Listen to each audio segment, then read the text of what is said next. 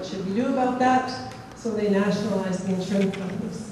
You know, there's a terrible thing that happens when you nationalize something. Like, so the doctors who, in your day, and not that distant from my day, but the doctors in your day, you know, they made house calls, you know, they were working 78 hours a week, they were incredibly attuned to their, you know, they stayed with the same patient, they had that detailed knowledge, they really worked to prevent. When you nationalize, you still get all those doctors with that work ethic that they developed in the free market. You know, it's like NASA. They hired all these private engineers, they put a man on the moon in a couple of years, and then for the next 40 years, you've got like 2 spaceships. Right, so when you nationalize something, you get all the free market work ethics and you get the free market structure that's really closely tied in terms of price and responsiveness and even the distribution of doctors, all tied to the free market. And then slowly, like, you know, you get those binoculars, you can turn them out of focus slowly. Slowly what happens is it drifts, and then you get a new generation of doctors who never made a house call in their life.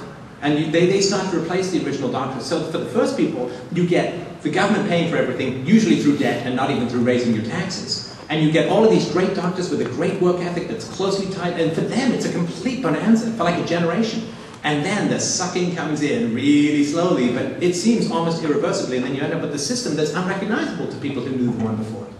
Exactly. Yeah, and actually, the other point when you were talking about charity, governments come in and they literally take over charities that are successful, try to universalize the concept.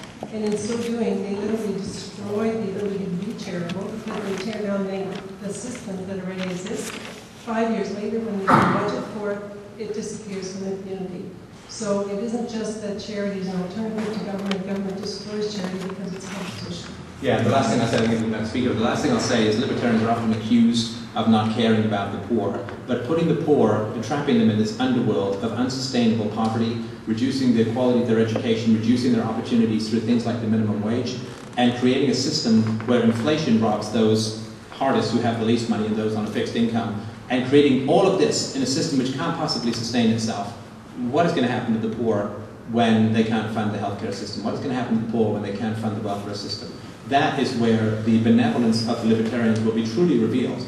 And I would say the inhumanity of the status will be revealed, but I'm sure it will be painted quite the other way. Government sucks.